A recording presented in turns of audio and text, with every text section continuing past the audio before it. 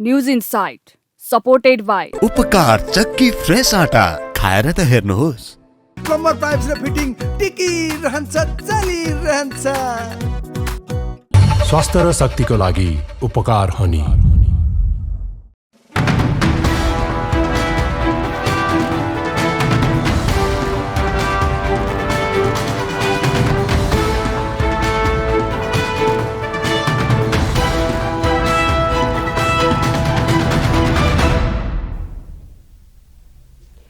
तपाईको चासोको न्यूजबारे विस्तृतमा बुझ्ने समय हो यो। खास न्यूजलाई खास कोणबाट हेर्ने समय हो यो।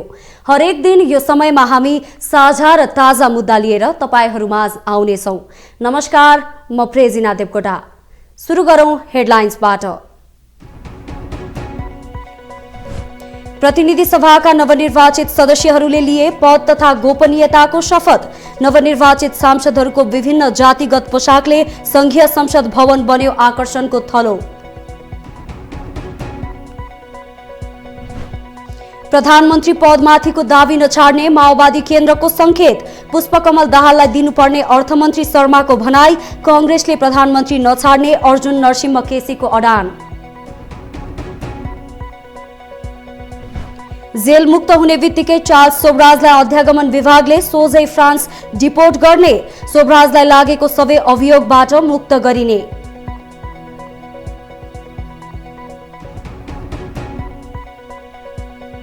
बैतडीका शिक्षक धनबहादुर विष्टको हत्या आरोपमा श्रीमान श्रीमती पक्राउ। श्रीमतीमाथि अभद्र व्यवहार गरेपछि हत्या गरेको श्रीमानको दावी।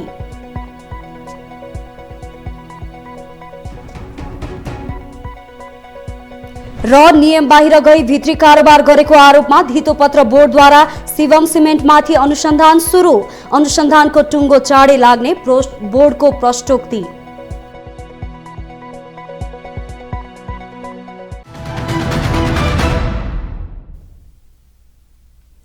प्रतिनिधि सभामा नवनिर्वाचित सदस्यले पद तथा गोपनीयताको शपथ ग्रहण लिएका छन्। उनीहरूलाई संघीय संसदका ज्येष्ठ सदस्य पशुपति शमशेर जवराले संसद भवनमा शपथ दिलाएका हुन्। नेपालको संविधानको धारा 88 बमोजिम संघीय संसदको प्रत्येक सदनका सदस्यले सदन वा त्यसको कुनै समितिको बैठकमा पहिलो पटक भाग लिनु अघि संघीय कानून बमोजिम शपथ लिनुपर्ने प्रावधान छ। म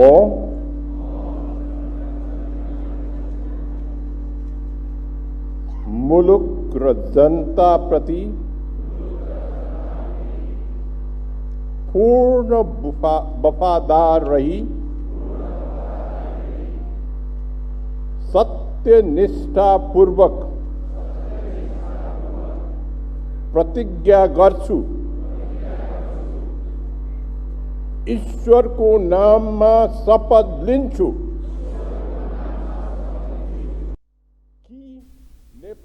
सभामुख चयन हुनु अघि ज्येष्ठ सदस्यले प्रतिनिधि सभा सदस्यलाई शपथ ग्रहण गराउने परम्परा छ।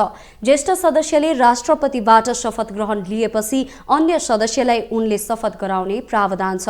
राष्ट्रपति विद्यादेवी भण्डारीले प्रतिनिधि सभाका नवनिर्वाचित ज्येष्ठ सदस्य पशुपति शमशेर जवरालाई बुधबार राष्ट्रपति भवन शीतल निवासमा आयोजित विशेष कार्यक्रममा पद तथा गोपनीयताको शपथ दिलाएकी थिइन्।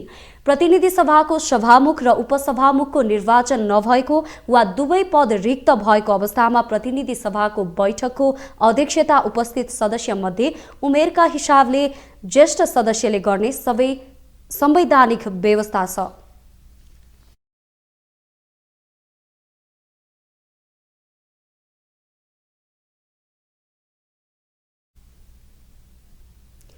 संघीय संसदको 5 वर्षीय नयाँ कार्यकाल सुरु भएको छ।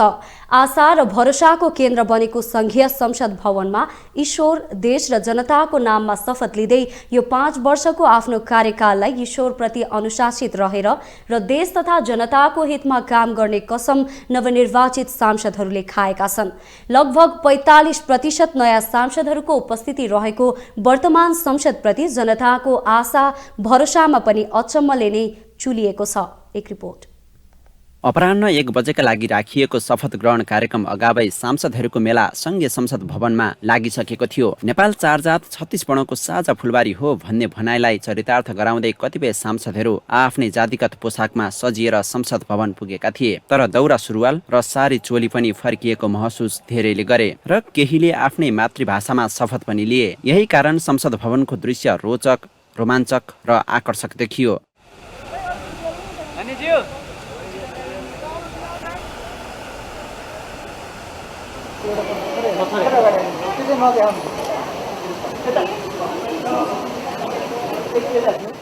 संसद भवन पुगेका केहीले जनताको समस्यालाई सर्वोपरि राखेर काम गर्ने प्रतिबद्धता व्यक्त गरिरहँदा दलहरूबीच सहमति कायम गरेर अघि बढ्नुपर्ने भनाइहरू पनि राखिए। यो ठाउँ भने चाहिँ जनआवाजलाई स्थापित गर्ने ठाउँ भएकोले गर्दा जुन चाहिँ पहिला पनि हामीले प्रदेश सभामा गर्दै आएको भएर त्यसको निरन्तरता र अझ सशक्त तरिकाले चाहिँ हामी अब भनौँ न यो पर्यावरणका मुद्दाहरू, जुन यो हाम्रो नेपालीहरू विदेशी नपर्ने बाध्यताहरू, भ्रष्टाचारका कुराहरू अझ सशक्त ठाउँ। काङ्ग्रेस र एमाले मिलेर सरकार बनायो भने 5 वर्षको लागि स्थिर सरकार बन्छ।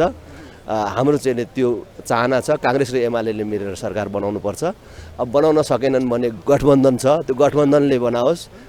त्यहाँदेखि पनि सकेन भने हाम्रो पनि आवश्यकता पर्यो भने अनि हामी छलफल गर्छौँ। अहिले चाहिँ हाम्रो जे सङ्ख्या छ त्यसले चाहिँ सरकार निर्माणमा धेरै चासो राख्नुपर्ने, धेरै छलफल गर्नुपर्ने विषय छैन। शपथ ग्रहणपछि आयोजित चियापान समारोहमा सबै दङ्ग देखिए। चियापानमा प्रधानमन्त्री शेरबहादुर देउवादेखि सबै दलका अध्यक्ष एवं सांसदहरूको उपस्थित रह्यो। चियापानमा नेकपा एमालेका अध्यक्ष केपी शर्मा ओली र माओवादी केन्द्रका अध्यक्ष पुष्पकमल दाहाल एउटै सोफामा बसेको दृश्यले भने धेरैको ध्यान तानेको थियो। यता मुद्दा खेपिरहेका 2 सांसदले पनि बिहिबार शपथ लिएका छन्, जसमा मनाङबाट निर्वाचित काङ्ग्रेस सांसद टेकबहादुर गुरुङ र महोत्तरी 1बाट निर्वाचित एमाले सांसद लक्ष्मी महतो कोइरिरहेका छन्। भ्रष्टाचार अभियोगमा विशेष अदालतमा मुद्दा खेपिरहेका गुरुङ र हत्या अभियोगमा उच्च अदालत जनकपुरमा मुद्दा खेपिरहेका र कानुनी हिसाबमा फरारको सूचीमा रहेका महतोले शपथ लिएका हुन्। यसपटक निर्वाचित भएर आएकाहरूप्रति जनताले धेरै आशा राखेका छन्। सङ्घीय संसदले गर्नुपर्ने काम धेरै छन्, जसको सामिप्यता मुलुकको समृद्धि सँग पनि गाँसिएको छ। तर कुनै पनि दलले सरकार बनाउने बहुमत नपाएको अवस्थामा सरकार बनाउने नाममा संसदमा फोहोरी खेल भने नहोस्। क्यामेरामा मनोज खड्काका साथ ऋषि खतिवडाको रिपोर्ट। प्रतिनिधि सभामा शपथ ग्रहण समारोहमा सहभागी भएका सांसदहरूले जनताका मुद्दालाई प्राथमिकतामा राख्ने बताएका छन्। उनीहरूले आफूले निर्वाचन अघि गरेको प्रतिबद्धतालाई संसदमा उठाउने बताएका हुन्। शपथपछि हामीले केही प्रतिनिधि सभा सदस्यहरूलाई अबको 5 वर्ष संसदमा कस्तो भूमिका निभाउनुहुन्छ भनेर प्रश्न गरेका छौं। हेरौं प्रतिनिधि सभा सदस्यहरूको भनाई उनीहरूकै शब्दमा। सबभन्दा बढी चर्चामा रहेको नागरिकता विधेयक अघिल्लो पटक राष्ट्रपतिले पारित गर्नुभएको छैन। यसपालि चाहिँ सुरुदेखि लानुहुन्छ कि कसरी अगाडि बढाउनुहुन्छ यो विवादमा रहेको विषयलाई? नै पहिला त यसो एउटा त नागरिकता विधेयकको विषय प्रारम्भमै आउनै पर्यो। त्यति मात्र होइन, हामीले त राष्ट्रपतिको विषयमा पनि यहाँ छलफल गर्नुपर्ने हो। जस्तो यसरी हेरौँ न, हामीलाई के मनपर्छ के मन पर्दैन एउटा कुरा भयो, तर संसदबाट पारित गरेको विधेयक राष्ट्रपतिले आफ्नो मनको आधारको निर्णयको आधारमा ठिक वा बेठिक भनेर छुट्याउन पाउँछ भन्ने कुरा चाहिँ यदि त्यो संवैधानिक होइन तर हो, अब हाम्रो प्र्याक्टिस भयो भनेर मान्यौँ भने त अब यो पार्लियामेन्टको सार्वसत्ता खोसिएन। अब हामी त संसदले विधेयक पास गरेर त विधेयक त पास मान्थ्यौँ नि त। अब संसदको विधेयक त पास नहुने भयो। अस्ति भर्खर सरकारले जारी गरेको अध्यादेशको म विरोधी हो। त्यो अध्यादेश यहाँ ल्याएर म त्यसको विरुद्धमा मत हाल्छु। तर त्यो अध्यादेश के भयो? त्यो अध्यादेश चाहिँ अहिले अब राष्ट्रपतिले अध्यादेश रोक्न पाउने कुरा भन्दा त बिस्तारै के हुन थाल्यो भने संसदले मात्रै गर्न पाउने भूमिका हामीलाई मन लाग्दै गर्दा राष्ट्रपतिले गर्दै गर्दा हामीले ठिक छ भन्यौँ है। यो हुँदै गर्दा त अब अलि पछाडि मलाई कुनै बेला ठिक लाग्ला, कुनै बेला अर्कोलाई ठिक लाग्ला। सो हाम्रो संविधानले राष्ट्रपतिलाई दिएको भूमिका खास के हो, स्पेस के हो होइन, त्यो स्पेसभित्र के गर्न पाउने के गर्न नपाउने भन्ने कुरामा पनि अब कसले डिफाइन गर्ने? त्यो पार्लियामेन्टले गर्नुपर्छ नि है। पार्लियामेन्टको त्यसैले केही महत्त्वपूर्ण कामहरू छ। तपाईँले भनेको नागरिकता विधेयकको काम त सधैँ छ, राष्ट्रपतिको भूमिकाको बारेमा कुराकानी गर्नुपर्ने छ। अर्को एउटा महत्त्वपूर्ण कुरा छुटेको भनेको हाम्रो संसद, मैले अरू संसदसँग तुलना गर्दा पहिलादेखि नयाँ सभामुखलाई भन्दै पनि आएको, एकपटक नयाँ आउने सभामुखबाट त्यो अपेक्षा गर्छु। हाम्रो संसदको यो अनुसन्धान गर्ने जुन युनिट हो त्यो एकदमै करिब नभएको जस्तो छ। त्यो भनेको कुनै पनि एमपीले कुनै पनि विषयमा आफूलाई बोल्न मन लागेको कुराको सन्दर्भमा त्यसको पक्ष के छ, त्यसको अरू पक्षहरू के छ, विभिन्न आयामहरू के छन् भनेर भन्नको लागि हामी कहाँ जाने हो, के को भर पर्ने हो? हामी कतिपय कुरा सञ्चार माध्यमको मात्र भर पर्ने हुन्छ, कतिपय कुराहरूको सन्दर्भमा कुनै स्वार्थ समूहहरूले बनाएको आइडियामा भर पर्नुपर्ने हुन्छ। अनि बाहिरबाट हामी टिका टिप्पणी के भनेर गर्छौँ भनेदेखि भने एमपिजहरूको क्वालिटी भएन भनेर भन्छौँ। प्रत्येक एमपीलाई हामीहरू चाहिँ त्यो सुविधा दिन पनि सक्दैनौँ। जस्तो मलाई अहिले दिएको स्वकीय सचिवको जुन सुविधा छ त्यो स्वकीय सचिवको मार्फतबाट मैले त्यो अनुसन्धान काम गराउन सक्दिनँ है।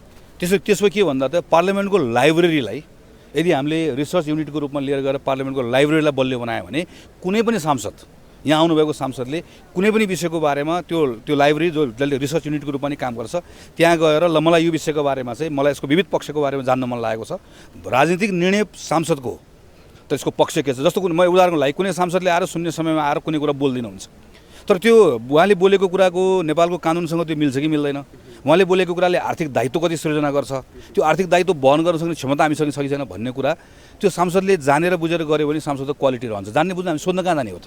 त्यसले हाम्रो संसदको लाइब्रेरीलाई हामीले रिसर्च युनिटको रूपमा अरू थप विकास गर्न सक्यौँ भने अर्को एउटा चाहिँ सांसदको क्वालिटी चाहिँ अझ बढाउन सकिन्छ भन्ने त्यसमा पनि काम गर्ने मन छ।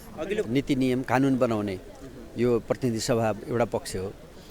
त्यसकारणले त्यसमा चाहिँ त्यो नीति नियम कानुन बनाउँदाखेरि देशको पक्षमा जनताको पक्षमा हुने कुराको निश्चितता ग्यारेन्टी एउटा मुख्य कुरा हो। त्यसमा चाहिँ दृढतापूर्वक खडा हुने प्रस्तुत हुने कुरा हुन्छ। दोस्रो चाहिँ सरकारको नीति कार्यक्रम बजेट हैन योजना चाहिँ बनाउने त्यो काममा चाहिँ जिल्ला आफ्नो जिल्लाका चाहिँ जनताका चाहना पुरा गर्ने हिसाबले त्यो नीति कार्यक्रम बजेट योजना छनौट बनाउने काममा चाहिँ ध्यान दिने कुरा हुन्छ। तेस्रो कुरा भनेको समग्र रूपमा देशमा रहेको व्याप्त रहेको महँगी, भ्रष्टाचार, बेरोजगारी जुन हाम्रा देशका अत्यन्त चाहिँ एउटा डरलाग्दो समस्याका रूपमा रहेका छन् तिनका विरुद्ध जुझ्ने त्यसलाई चाहिँ समाधान त्यसलाई चाहिँ अन्त्य गर्नको लागि आफ्नो तर्फबाट चाहिँ सम्पूर्ण रूपले पहलकदमी गर्ने तेस्रो कुरा हुन्छ।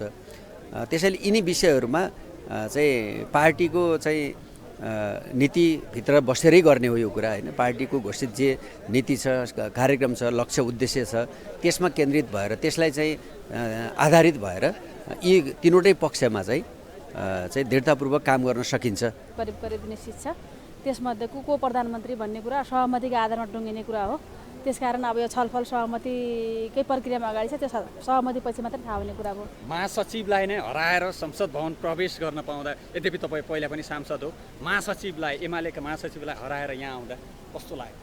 त्यस्तो हराएर भन्दा पनि म जितेर आएँ भन्नु पर्यो होइन। पोजिटिभ भाषा प्रयोग गरौँ, त्यस्तो भाषा किन प्रयोग गर्ने।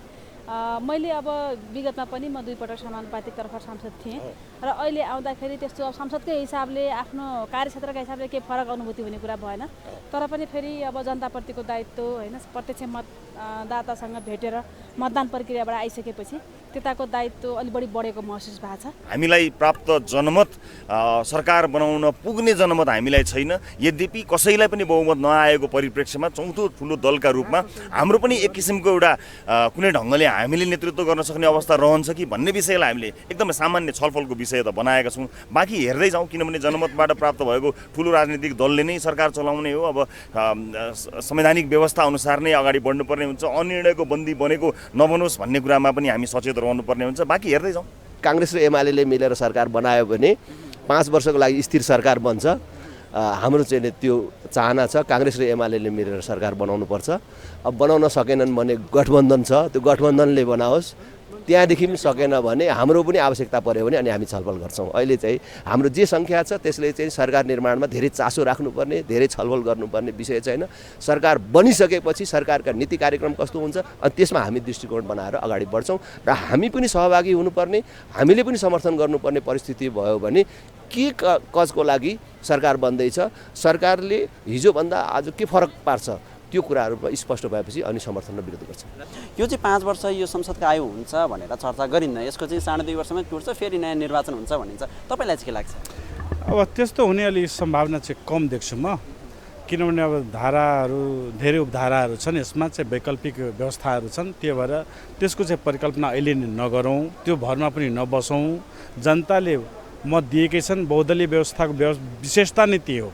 यसमा चाहिँ अब कुनै एउटा दलको झट्ट बहुमत आइहाल्ने भन्ने कुरा चाहिँ सुनिश्चित हुँदैन बहुदलीय व्यवस्थामा। त्यो भएर यो बाइपार्टिसन पार्लियामेन्ट होइन कि हाम्रो चाहिँ, त्यो भएर यसमा चाहिँ यो विशेषता नै हो। यसलाई स्वीकार गरेर अगाडि बढ्नुपर्छ, तर नियत चाहिँ राम्रो राख्यो र सकारात्मक सोच राख्यो भने यतिले पुग्छ काम गर्नलाई। प्रतिबद्धता त अब चुनावमा हामीले हाम्रो क्षेत्रमा पनि गरेका छौँ, पार्टीले पनि गरेका छ होइन। अहिले राम्रो कुरा के छ भन्दा नागरिकहरू पनि अहिले सचेत हुनुहुन्छ। सो त्यसमा के कति काम भयो भएन भन्ने तपाईँहरूकै सञ्चारबाट पनि हामीले जानकारी पाइहाल्छौँ। सो त्यसलाई नै निभाउने हो होइन। र यो ठाउँ भने चाहिँ जनआवाजलाई स्थापित गर्ने ठाउँ भएकोले गर्दा जुन चाहिँ पहिला पनि हामीले प्रदेश सभामा गर्दै आएको भएर त्यसको निरन्तरता र अझ सशक्त तरिकाले चाहिँ हामी अब भनौँ न यो पर्यावरणका मुद्दाहरू जुन यो हाम्रो नेपालीहरू विदेशी नपर्ने बाध्यताहरू भ्रष्टाचारका कुराहरू अझ सशक्त ठाउँ। सबैले सोधिरहेको प्रश्न चाहिँ के छ भने राष्ट्रिय स्वतन्त्र पार्टीले जति सिट पाएको छ त्यो सरकार निर्माण गर्नका लागि पुग्ने एकदमै राम्रो सिट हो, यो जसलाई सपोर्ट गरेर पनि सरकार निर्माण गर्छ भनिरहेको छ। तपाईँहरू चाहिँ सरकारमा सामेल हुनुहुन्छ कि हुनुहुन्न? यस्तो छ, अब त्यो चाहिँ त्यसको दुईवटा कुरा छ। एउटा चाहिँ संसदीय अभ्यासभित्र बसिसकेपछि होइन त्यसको परिनिधिभित्र बस्नुपर्छ। देशलाई अनिर्णयको बन्दीमा त लानु भएन होइन। तर त्यो भनेर फेरि पहिलाको जस्तो कल्चर अनुसार पदको लागि भन्दा पनि त्यो मुद्दाहरूको बारेमा होइन अब कोही प्याकेजहरू बनाएर असम्भव चाहिँ छैन। म वडा अध्यक्ष हुँदै गाविस हुँदै म प्रथम मेयर हुँदै नै चाहिँ नि अहिले चाहिँ संसदमा आएको छु र यसको बिचमा लामो समय जनताका बिचमा बसेर काम गर्न पाएँ, त्यो मौका मैले पाएँ। अबको 5 वर्ष पनि मैले चाहिँ नि आफ्नो क्षेत्रमा जल्दा बल्दा समस्या जुन आजसम्म चाहिँ उठ्न नसकेका कुराहरू, यो संसदबाट चाहिँ बन्न नसकेका कानुनहरू यो संसदमा बसेर चाहिँ जनताका पक्षको लिँदै पक्षबाट चाहिँ मैले चाहिँ काम गर्नेछु भन्ने चाहिँ मैले लागेको छ। र जल्दा बल्दा मेरो क्षेत्रको हुन त यहाँ कानुन बन्दै गर्दा अब राष्ट्रभरिकै लागि बन्छ तापनि मेरो क्षेत्रको जल्दा बल्दा केही समस्याहरू छन्। त्यो समस्याको विषयमा चाहिँ जोरदार रूपमा चाहिँ मैले कुरा उठाउने र त्यसलाई चाहिँ लक्ष्यसम्म पुर्याउने मेरो चाहिँ दृष्टिकोण छ। जनताका इस्युहरू सरकारमा पुर्याउने र सरकारका इस्युहरू जनतामा लाने सरकारले राम्रो गरेका कामहरू र सरकार र जनताको बिचको पुलको काम हामी गर्छौँ। र संसद यो हाजिर गरेर टाप कस्ने ठाउँ होइन, साँच्चै जनताको आवाज उठाउने ठाउँ हो भन्ने बनाउने हाम्रो चाहना छ र त्यही गर्छ। नेकपा माओवादी केन्द्रका अध्यक्ष पुष्पकमल दाहालले प्रधानमन्त्री को बन्ने भन्ने बारेमा निर्णय भइ नसकेको बताएका छन्। नवनिर्वाचित सांसदहरूको शपथ ग्रहण कार्यक्रमपछि सञ्चारकर्मीलाई संक्षिप्त प्रतिक्रिया दिँदै प्रधानमन्त्री पहिला को बन्ने भन्ने बारेमा सल्लाह भइरहेको र चाँडै टुङ्गो लाग्ने बताए। उनले सरकार भने गठबन्धनकै बन्ने पनि प्रश्न पारे। सबै प्रक्रिया सहज ढङ्गले अगाडि बढेको छ। निर्वाचन प्रदेश र सङ्घको शान्तिपूर्ण र सफलतापूर्वक सम्पन्न भयो। आज शपथ ग्रहण पनि राम्रोसँग बडो उत्साहको वातावरणमा सम्पन्न भयो। अब सरकार पनि त्यसै गरी बन्छ र काम अगाडि बढ्छ। यही गठबन्धनको बन्छ कि परिवर्तन हुन्छ अध्यक्ष? अब यही गठबन्धनको बन्छ। सुरुमा प्रधानमन्त्री तपाईँ हो कि त्यो हामी सल्लाह गर्दैछौँ। निर्वाचन शान्तिपूर्ण सम्पन्न भएको र शपथ ग्रहण पनि उत्साहपूर्ण ढङ्गले भएकाले सरकार गठनमा पनि यही भावना कायम हुने पनि अध्यक्ष दाहालको भनाइ थियो। अब बन्ने सरकारले राम्रो काम गर्ने विश्वास पनि उनको थियो।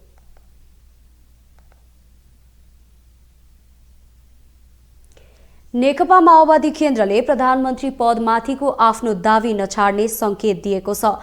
बिहीबार नवनिर्वाचित सांसदहरूको शपथ ग्रहणका लागि संसद भवन प्रवेशको अवसरमा संक्षिप्त प्रतिक्रिया दिँदै माओवादी केन्द्रका सांसद एवं अर्थमन्त्री जनार्दन शर्माले यस्तो संकेत गरेका हुन्। उनले माओवादी केन्द्रका अध्यक्ष पुष्पकमल दाहालको नेतृत्वमा नयाँ सरकार बन्नुपर्ने धारणा राखे। सांसद शर्माले नयाँ राष्ट्रपति पनि राजनीतिक नेतृत्वबाट नै बनाउने गरी गठबन्धनमा छलफल भएको बताए। उनले नेपाली कांग्रेसका वरिष्ठ नेता रामचन्द्र पौडेल या नेकपा एकीकृत समाजवादीका अध्यक्ष माधव कुमार नेपाल मध्ये एक राष्ट्रपति बन्ने खुलासा समेत गरे। तर्फबाट प्रचण्ड गठबन्धनले को भन्छ त्यो पछि थाहा हुन्छ। पहिलो चोटिको भन्नुहुन्छ प्रचण्ड भने नि त सुन्नु भएन? प्रचण्डको पहिलो नेतृत्व यो दाबी तपाईहरुको मेरो सुझाव दाबी होइन। राष्ट्रपति राजनीतिक व्यक्तित्व हुन्छ। वरिष्ठ राजनीतिक कुन पार्टीमा हुनुहुन्छ त्यहीबाट होला। अनुराधा कोइरालाको नाम आइराछ। हजुर अनुराधा कोइराला त्यो त राजनीति नाम त सबैको आइहाल्छ नि। नाम त सबै आइहाल्छ। राजनीतिक नेतृत्वबाटै राष्ट्रपति बनाउनु पर्छ भन्ने गठबन्धन दलमा छलफल भएको छ। अब राष्ट्रपतिका धेरै मैले देखेँ दुईटा पात्र हुनुहुन्छ। अहिले भने गाली गर्नु होला। रामचन्द्र पौडेल, माधव नेपाल। धन्यवाद। अर्थमन्त्री समेत रहेका सांसद शर्माले माधव नेपाल अस्पतालबाट डिस्चार्ज भएपछि बस्ने गठबन्धनको बैठकले को प्रधानमन्त्री वा राष्ट्रपति बन्ने निर्णय गर्ने पनि प्रश्न पारे। तर नेपाली कांग्रेसले भने आफ्नै नेतृत्वमा सरकार बन्ने दावी गरेको छ। नेपाली कांग्रेसका नेता अर्जुन नरसिंह केसीले नेपाली कांग्रेसको नेतृत्वमा नै सरकार बन्ने दावी गरे। भर्खर मात्र जनार्दन शर्माले के भन्नुभयो भने अब रामचन्द्र पौडेल अथवा माधव कुमार नेपाल चाहिँ राष्ट्रपति भनेर भन्नुभएको छ। यो विषयले कता कता माओवादी केन्द्रले चाहिँ आफू प्रधानमन्त्री लिन्छु भन्न खोजेको जस्तो देखियो। तपाईँहरूको धारणा चाहिँ? होइन, हेर्नुहोस्, अब यो त विभिन्न राजनीतिक गठबन्धनका दलहरूको आफ्नो आफ्नो दाबी आफ्नो ठाउँ रहनु नै आश्चर्यको कुराको रूपमा म लिन्न। तर के छ भने गठबन्धनको सबभन्दा ठुलो दलको नाताले नेतृत्व नेपाली कांग्रेसले गर्नुपर्छ भन्ने हाम्रो दाबी हो। अब त्यसपछि अरू पद विभाजनका विभिन्न पक्षहरूमा चाहिँ अब छलफल परामर्श हुँदै गर्ला, त्यहाँबाट एउटा निष्कर्षको स्थिति निर्माण होला। अलिकति धैर्यता गरौँ, केही दिनभित्रै त्यसको निर्णायक समाचार त तपाईँहरूले पनि थाहा पाउनुहुन्छ, हामीले पनि थाहा पाउँछौँ। अब गठबन्धनमा बसेर कसरी कुरा भइरहेछ त्यो मलाई पनि थाहा छैन। तर दाबी प्रधानमन्त्रीको निश्चित रूपबाट नेपाली कांग्रेसकै हो, सबभन्दा ठुलो पार्टीको नाताले। यता नेकपा एकीकृत समाजवादीका अध्यक्ष एवं सांसद माधव कुमार नेपालले भने राजनीतिक माग भए आफू राष्ट्रपति बन्न तयार भएको बताए। अध्यक्ष, राष्ट्रपति बन्ने आकांक्षा हो कि होइन त्यति प्रश्न पारिदिनु भयो हुन्थ्यो। तपाईँ राष्ट्रपति बन्न तयार हो कि होइन? राष्ट्रपति बन्ने मेरो आकांक्षा मात्र भइदिएको भए तपाईलाई थाहा होला 64 सालमा नै मलाई राष्ट्रपतिको निम्ति प्रस्ताव भइसकेको थियो। त्यसपछि को 2072 सालमा संविधान जारी भइसकेपछि मलाई पार्टीबाट सिङ्गै कमिटीले नै नेताहरूले दबाब दिएर राष्ट्रपतिमा जानका लागि भनेका थिए। तर मैले अस्वीकार गरेको हो र म आफै राष्ट्रपतिमा त्यतिखेर नगएको हो। उहाँले भने जस्तै त्यतिखेर मैले भनेको थिएँ मेरो उमेर पुगेको छैन। अब पुग्यो अध्यक्ष। त्यस हुनाले अब अहिले यस बारेमा म केही भन्न चाहन्छु। अहिले उमेर पुग्यो पुगेन अध्यक्ष? परिस्थितिको बारेमा विश्लेषण गरेर उमेरको बारेमा पनि चर्चा गरौँला, आवश्यकताको बारेमा पनि चर्चा गरौँला। नेपाली राजनीतिले मेरो भूमिकाको कहाँ अपेक्षा गरेको छ त्यो भूमिका निर्वाह गर्न म तयार छु। सत्तारूढ दलभित्र नै शक्ति बाँडफाँड पेचिलो बन्दा सरकार गठनको निकास निस्कन समय लाग्ने संकेत देखिन थालेको छ।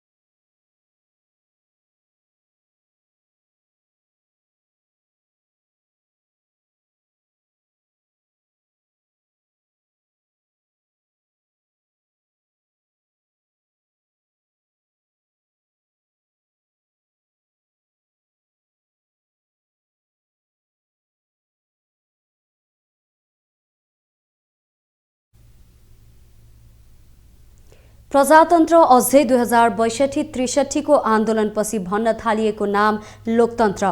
यी दुई शब्दको अर्थमा के अन्तर छ त्यो नेपालका नेताहरूलाई नै बढी थाहा होला। तर जे भनिए पनि दुवै शब्दको मर्म अब्राहम लिंकनले भनेको कथनसँग नै मिल्छ। जनताद्वारा जनताका लागि जनताले गर्ने शासन नै प्रजातन्त्र अर्थात् लोकतन्त्र हो। तर जनतामाथि शासन गर्ने जनप्रतिनिधिहरूको दल आफैमा कति प्रजातान्त्रिक छ यो प्रश्न पनि यसपटक देखि उठेको छ। एक रिपोर्ट। नेपाली कांग्रेसले आफूलाई सबैभन्दा पुरानो र ठूलो प्रजातान्त्रिक दल मान्छ र उसले यो तर्कमा सहमति हुन सक्ने गरी दलभित्रै प्रजातान्त्रिक अभ्यास पनि गर्दै आएको छ, जसको उदाहरण हो हालै सम्पन्न संसदीय दलको निर्वाचन र हरेक 4 वर्षमा हुँदै आएको पार्टीको महाधिवेशन। यसपटक संसदीय दलको निर्वाचनमा युवा नेता गगन थापाले पार्टी सभापति शेरबहादुर देउवालाई चुनौती दिए। तर गगनले जुन साहस देखाए त्यो अन्य दलको युवा नेतामा भने देखिएन। यही कारण पनि कंग्रेसले गर्ने गरेको दावीमा थप बल मिलेको छ।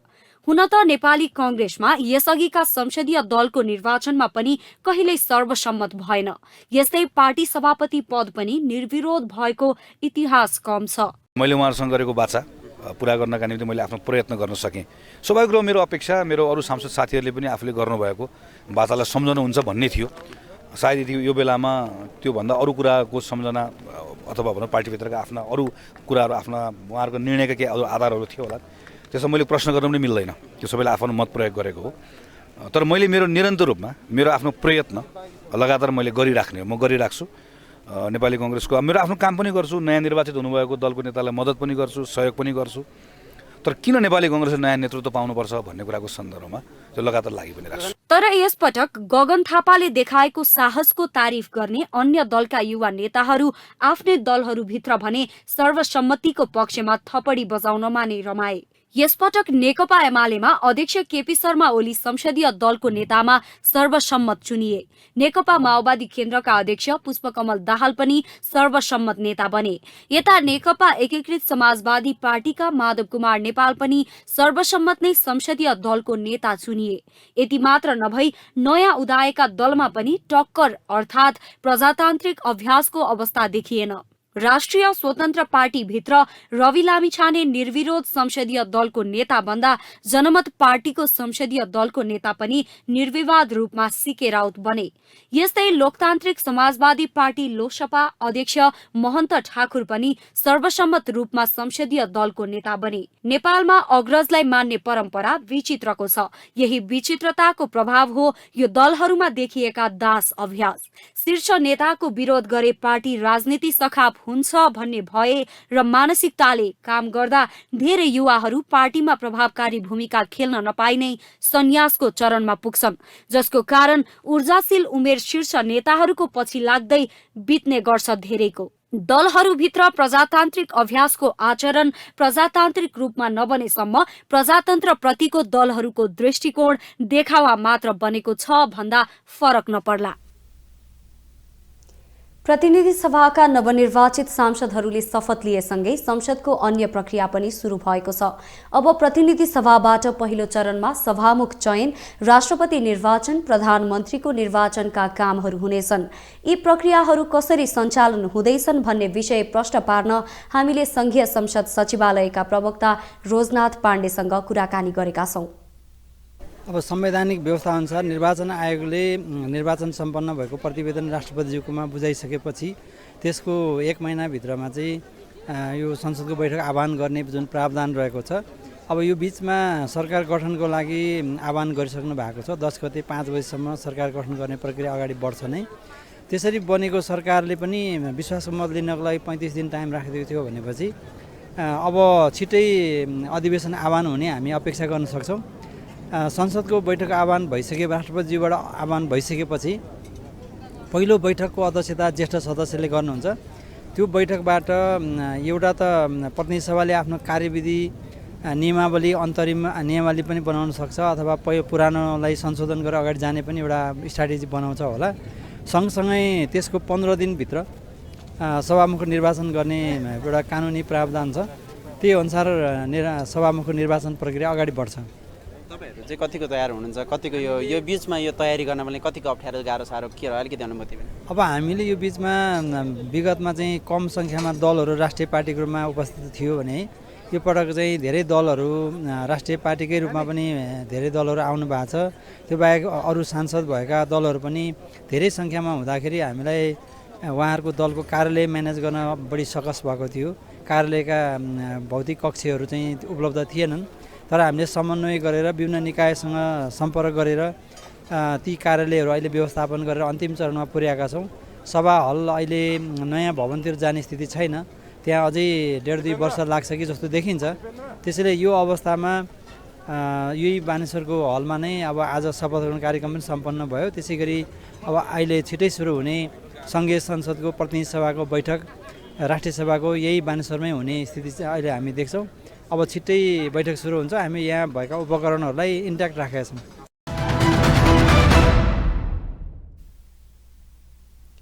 राष्ट्रिय प्रजातन्त्र पार्टी राप्रपा र विवेकशील साझा पार्टीको एकतापछि सहमति अनुरूप रविन्द्र मिश्रको पक्षबाट केन्द्रीय कार्य समितिमा सम्मानजनक सहभागिता हुने भएको छ। राप्रपाको केन्द्रीय कार्य समितिमा रविन्द्र मिश्र पक्षबाट 40 जनाले स्थान पाउने भएका हुन्।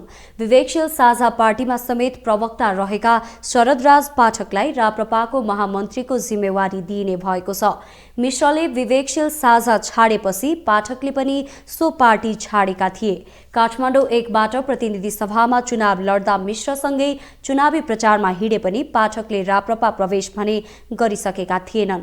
तर राप्रपाले पाठकलाई महामन्त्रीको जिम्मेवारी दिने भएपछि सो पार्टीमा महामन्त्रीको संख्या 6 पुग्ने भएको छ।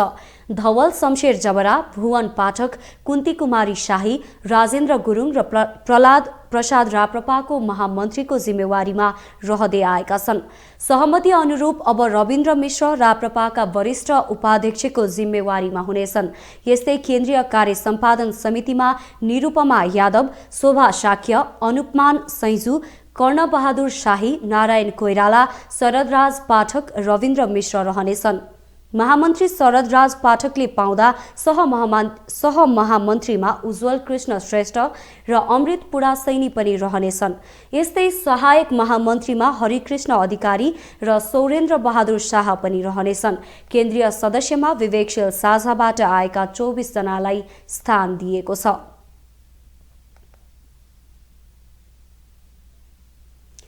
कुख्यात बिकिनी किलरका रूपमा परिचित फ्रान्सेली नागरिक चार्ल्स सोब्राजलाई सोझै उनको मुलुक फ्रान्स डिपोर्ट गरिने भएको छ। सर्वोच्च अदालतको बुधबारको आदेश बमोजिम काठमाडौँ जिल्ला अदालतले पनि सोब्राजलाई रिहा गर्न केन्द्रीय कारागार सुन्धारालाई बिहिबार साँझ निर्देशन दिएको छ।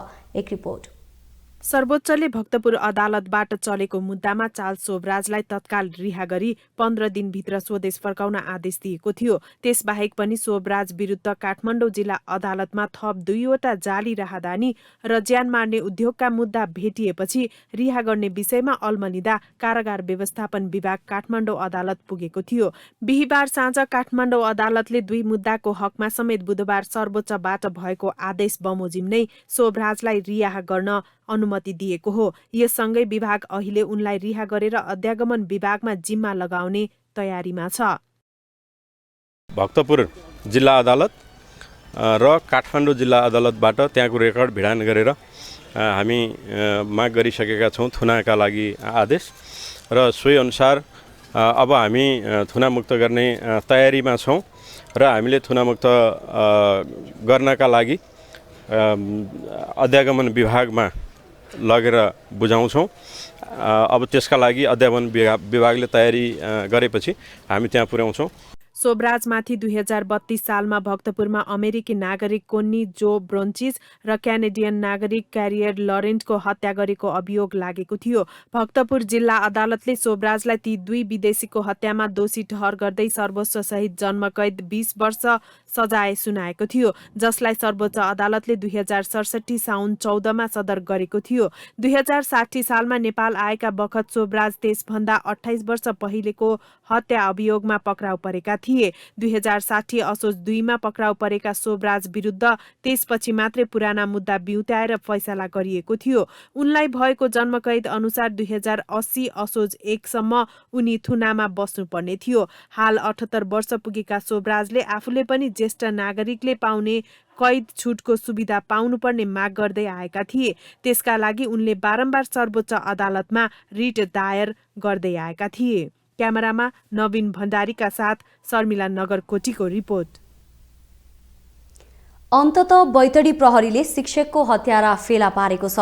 बुधबारसम्म प्रहरी नै हत्या हो या होइन भन्नेबारे अन्योलमा रहेको अवस्थामा बैतडी प्रहरीले बिहिबार हत्याका अभियुक्त नै सार्वजनिक गरेको छ। बैतडीबाट सहकर्मी ललित सिंह बोहराले पठाएको यो रिपोर्ट हेरौँ।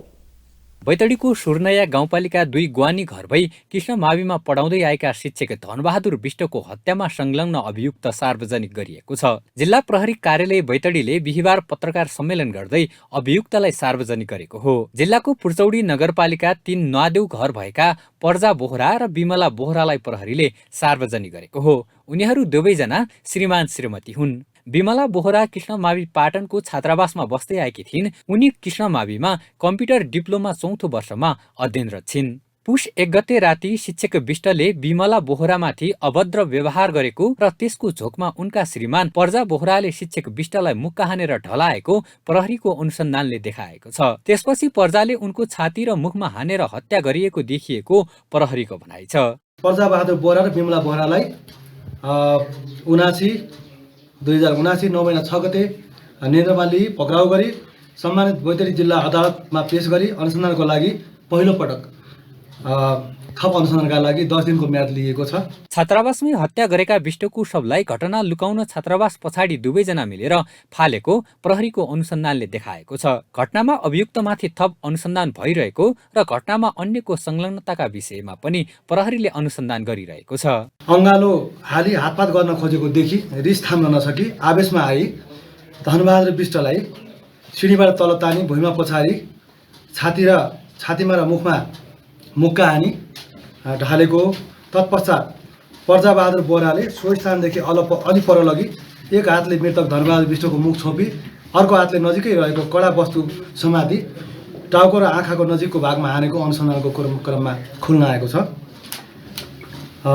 तत्पश्चात निजको मृत्यु भएको यकिन भए पश्चात दुवैजना मिली एकजनाले हातको भाग र अर्कोले खुट्टाको भाग समाती मृतक धनबहादुर विष्टलाई अन्दाजी 30 मिटर तल रम्बासको झाडी झ्याङ नजिक फाली कोठामा फर्किआएको समेत खुल्न आएको छ। शिक्षक विष्टको शव पुष 2 गते दिउँसो फेला परेको थियो। मृतकका आफन्तले उनको हत्या भएको आशंका गरेपछि प्रहरीले घटनाको अनुसन्धान थालेको थियो। सो घटनाको अनुसन्धानका लागि सिआइबीको टोली समेत बैतडी आएको थियो। शिक्षक विष्टको हत्या भएकाले दोषी पत्ता लगाउन माग गर्दै आन्दोलन समेत गरिएको थियो।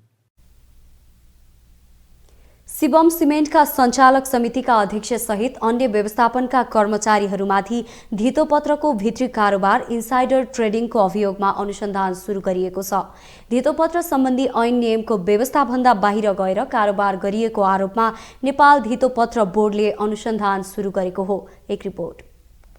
सञ्चालक समितिका अध्यक्ष सुरेन्द्र कुमार गोल्यान सहित कम्पनीका धेरै संस्थापकहरूले लागत मूल्य भन्दा महँगोमा शेयर बिक्री गरी उम्किसकेको विषयमा धितोपत्र बोर्डले नियमित अनुसन्धान गरिरहेको हो। अनुसन्धानको टुङ्गो नलागेसम्म कसैले पनि भित्री कारोबार गरेको भनेर ठहर गर्न नमिल्ने धितोपत्र बोर्डका कार्यकारी निर्देशक मुक्तिनाथ श्रेष्ठको भनाइ छ। अब अहिले यो इन्साइडरमा इन्साइडर गर्यो भन्ने विषयमा यो अनुसन्धान गरेर अनुसन्धानबाट इस्टाब्लिस नभएसम्म इन्साइडर भन्ने शब्द चाहिँ हामीले प्रयोग गर्दैनौँ। इन्साइडर प्रयोग गर्दा पनि हुँदैन होला। अब सञ्चालकले कारोबार गरे होला अथवा त्यहाँको पदाधिकारीले कारोबार गरे होला। यस विषयमा हाम्रो सुपरभिजनले हेर्नुहुन्छ र सुपरभिजनले नियमित रूपमा कारोबारको सुपरभिजन गर्नुहुन्छ र उहाँले चाहिँ नियमित रूपमा सुपरभिजन कारोबार गरेर यदि त्यो चाहिँ अहिले विस्तृत रूपमा कारोबार चाहिँ अनुसन्धान गर्नुपर्छ भने हाम्रो तहकिकात अधिकारी तोकेर गर्नुपर्ने स्थिति हुन्छ। त्यही हुनाले यो इन्साइडर गऱ्यो गरेन भन्ने विषय चाहिँ यो विस्तृत रूपमा अध्ययन अनुसन्धान गरेपछि थाहा हुने हो। त्यही हुनाले अहिलेलाई चाहिँ हामीले यो इन्साइडर ट्रेडिङ गऱ्यो गरेन भन्न सक्ने स्थिति हुँदैन। कहिलेकाहीँ मानिसले जानेर वा नजानेर नियम विपरीत कार्य गर्ने गरेको तर अनुसन्धानमा दोषी ठहरिएमा दोषी उपर कानून अनुसार कानूनी कारबाही हुने पनि बोर्डले प्रश्न पारेको छ। अब त्यसमा अहिले चाहिँ सुपरभिजनबाट हेर्दाखेरि यो शङ्कास्पद देखियो र यो यसमा चाहिँ इन्साइडर ट्रेडिङ हुन सक्छ भन्ने लाग्यो भने उहाँहरूले बोर्डमा पेश गर्नुहुन्छ। अनि बोर्डमा पेश गरिसकेपछि बोर्डले एउटा तहकिकात अधिकारी तोक्छ। तहकिकात अधिकारी तोकिसकेपछि तहकिकात अधिकारीले विस्तृत रूपमा छानबिन हुन्छ र विस्तृत रूपमा छानबिन भइसकेपछि त्यो छानबिन अनुसारको चाहिँ अनि जिल्ला अदालतमा चाहिँ मुद्दा दायर गरेर त्यहाँ जिल्ला अदालतबाट चाहिँ त्यसलाई चाहिँ कैदसहितको सजाय चाहिँ हुनसक्छ। शिवम सिमेन्टका सञ्चालक समितिका अध्यक्ष सुरेन्द्र कुमार गोयलले अध्यक्ष पदमा बहाल रहेको अवस्थामा 15 अर्बभन्दा माथिको कारोबार गरेको रहस्य खुलेको हो। उनी सहित कम्पनीका धेरै संस्थापकहरूले लागत मूल्य भन्दा महँगोमा शेयर बिक्री गरेर उम्किसकेका छन्। बजारमा हकप्रदको हल्ला चलाएर अन्तिममा कम्पनीले 10.53% मात्रै नगद लाभांश घोषणा गरेको छ। अहिले लाभांश कम घोषणा गर्नुको प्रमुख कारण उनीहरूसँग अहिले सेयर नै छैन। बजार तल झरेर सेयर भाव सस्तो भएको समयमा पुनः सेयर खरिद गर्ने र आगामी वर्षमा राम्रो लाभांश घोषणा गर्ने दाउमा उनीहरू रहेको थाहा भएको छ। यसरी नियामक निकायको निगरानीको अभावमा उत्पादनमूलक कम्पनीले सर्वसाधारण लगानीकर्तालाई फसाउने गरेको प्रमाण शेयर बजारमा यसअघि पनि पुष्टि भएका ज्वलन्त घटना छन्। क्यामेरामा नितेश मातेमाका साथ रेखा श्रेष्ठको रिपोर्ट।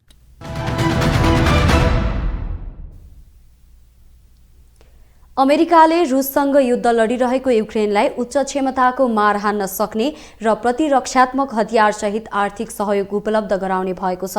युक्रेनी राष्ट्रपति भ्लादिमिर जेलेन्स्की अमेरिका भ्रमणमा रहँदा अमेरिकी सरकारले यस्तो सहयोगको घोषणा गरेको हो। एक रिपोर्ट।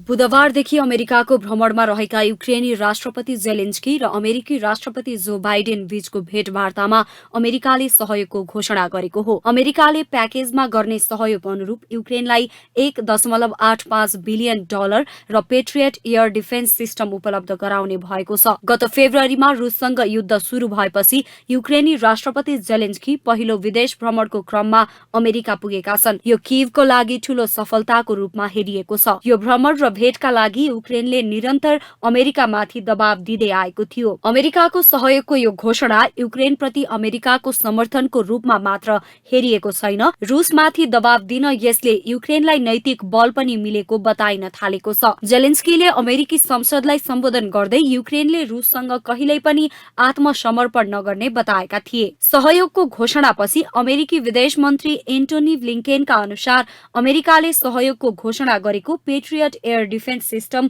अहिलेसम्मकै उच्च क्षमताको हतियार हो। यस्तै छोटो दूरीको लक्ष्य साध्ने क्रुज मिसाइल र ब्यालिस्टिक मिसाइल पनि सहयोगमा सामेल छ, जसले लडाकु विमानलाई झार्न सक्षम हुनेछ। सुरक्षा प्याकेजमा सामेल पेट्रियट ब्याट्रीमा आउने सम्भावित खतराको संकेत दिने राडार स्टेशन पनि जडान गरिएको छ। यस्तै यसमा मिसाइल लन्चर्स लेन्स पनि छ, जसमा भारी मात्रामा गोला बारुद, रकेट, मोटर सिस्टम र ग्रेनेड लन्चर्स पनि उपलब्ध छ। युक्रेनी राष्ट्रपति जेलेन्स्कीले यो सहयोगका लागि अमेरिकाप्रति आभार व्यक्त गर्दै अब युक्रेनको प्रतिरक्षा प्रणाली बलियो बन्ने विश्वास व्यक्त गरे।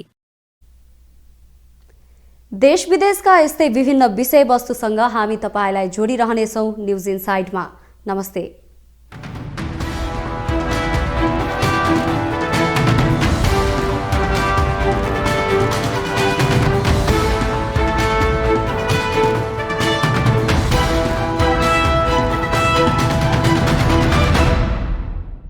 न्यूज इनसाइट सपोर्टेड बाय उपकार चक्की फ्रेश आटा खाएर त हेर्नुहोस्।